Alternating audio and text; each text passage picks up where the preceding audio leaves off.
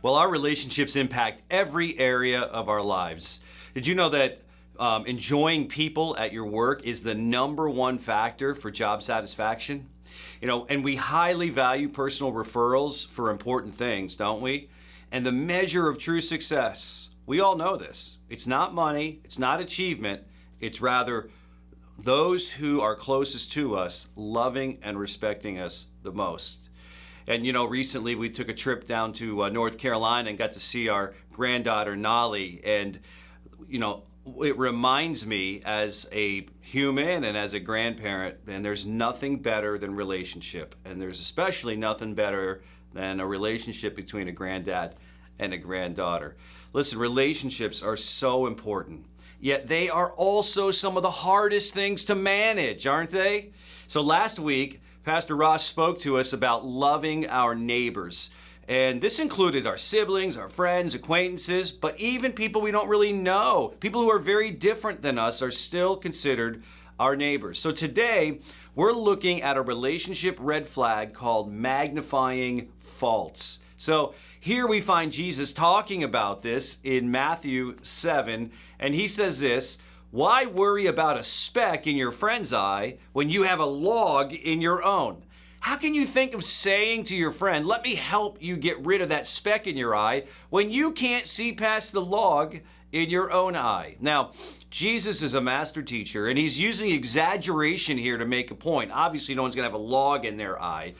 But he's saying, why are you magnifying the small faults of other people, right, when you have so many blind spots in your own life? Harvard Business Review research project, it lasted about 5 years. They discovered that 95% of people think that they're self-aware, but in reality, only 10 or maybe 15% of us actually are. In other words, we have a lot of blind spots. And so we go through life with these magnifying glasses, asking those who are closest to us questions like, "Why do you always do this?" Or, "Where did you learn how to drive?" Or, "I can't believe you said that." Or, "You're always late and you never listen." Man, I grew up in the 70s, the era of jarts and metal playgrounds and fireworks, all the things that are banned now these days. But when I was young, I used to light firecrackers with magnifying glasses. And just like you can blow things up with a magnifying glass, in the 70s, you can blow relationships up with a magnifying glass as well. And at some point, we are always going to let somebody down, aren't we? That's just human nature. None of us are perfect. And at some point, we are going to come up short of expectations.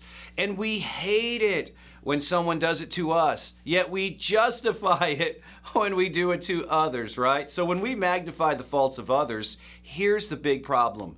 We're really playing God, and we make lousy gods. And when we play God, we hurt our human relationships, but we also hurt our relationship with God as well. So, who's currently under the magnifying glass in your life? Is it your spouse, an in-law?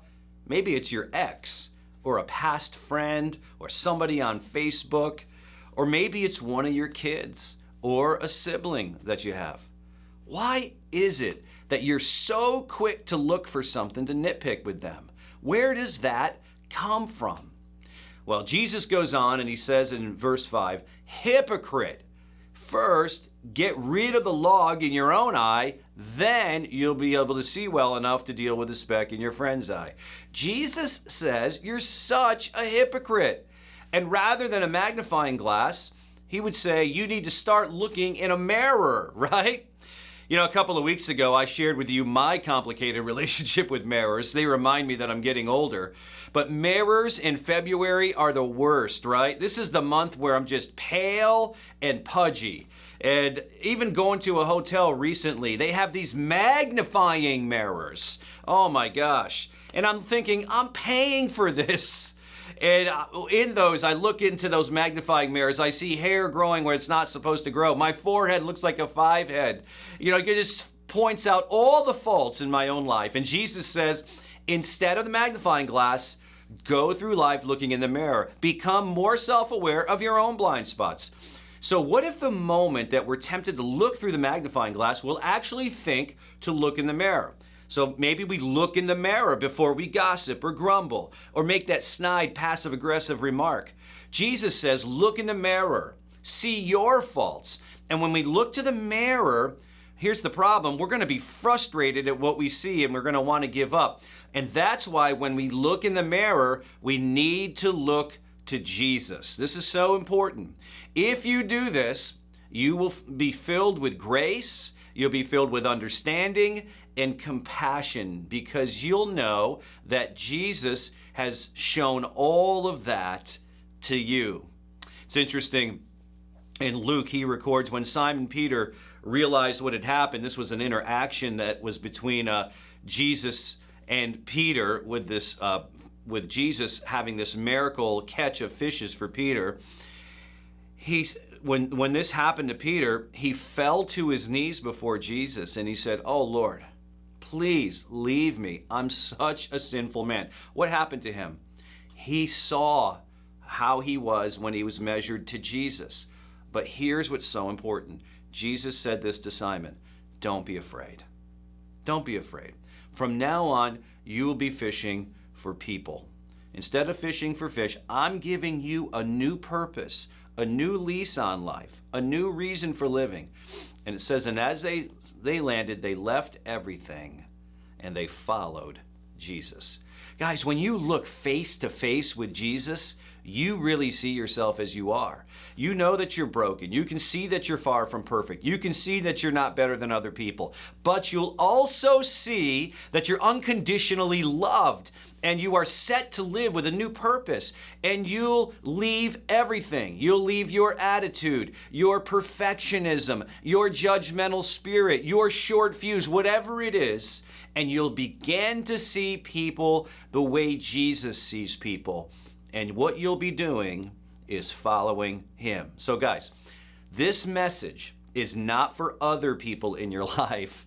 It's a great message for you and for your relationship with others and for your relationship with God. So let's not look to this series as a way to constantly fix other people in our lives. Let's look at it as an opportunity for God to do something in us. Let me ask you some questions. Do you listen to or accept critical feedback? Can you empathize with or take the perspective of others? Are you hurtful to others without realizing it? I mean, of course others aren't perfect. Of course they have their faults. And can I say this? Sometimes it really is appropriate to speak up about their faults, especially if you have a close relationship with them. You know, so often we have it in the wrong order, don't we? We don't start with the, and what I'm saying is don't start with the magnifying glass, start with the mirror and look to Jesus. Then, if you still have something to say, you're going to be able to say it more clearly. You'll have a little more self-awareness. You'll have a little more grace and compassion, which will help you to say it in the correct tone, with the appropriate amount of humility and gentleness and genuine care, because you're for them. Do they know that you have their best intentions at heart when you speak to them? Do they know that you're for them? I mean, this is relationship. This is what it is. This is why criticizing on social media is horrible. It doesn't work. There's no relationship there, and all it does is come across as criticism. Now, I want to show you, look at Paul's example. When he's writing to the churches, there was a church that had some big problems, and he had to write a letter to them, which is not the ideal way to communicate. It's really face to face. But look at his tone and look at his posture when he's trying to confront them on things. 2 Corinthians 2 says, I wrote that letter, he's referring to 1 Corinthians, in great anguish, with a troubled heart and many tears. I didn't want to grieve you, but I wanted to let you know how much love I have for you. That's the proper way to talk to people about faults and sins in their life. And so another thing to do, I would recommend, is to practice strategic patience. Why? Because God does this with you. God is always working on you, but he is patient as he does this. So, if possible, wait Wait until they express feelings of frustration or dissatisfaction that, unbeknownst to them, are really being caused by their own unawareness. And then when you have that moment, speak lovingly to them, because uninvited advice is many times, almost all the time, perceived as criticism. You know, in 1 Thessalonians, Paul writes to the church, make it your goal to live a quiet life, minding your own business, working with your hands, just as when we instructed you before. Then people who are not believers will respect the way you live, and you'll not need to depend on others. He's saying your relationships will be enhanced. The mirror is going to revolutionize your relationships. So guys, addressing this red flag, it takes a lot of courage, it takes commitment, and it takes a ton of humility. Those three things are really hard. And that's why relationships are hard. But aren't they worth it? God wants you to have a healthy relationship that brings life. So let's start with ourselves. And then when we're tempted to look through the magnifying glass, let's look in the mirror.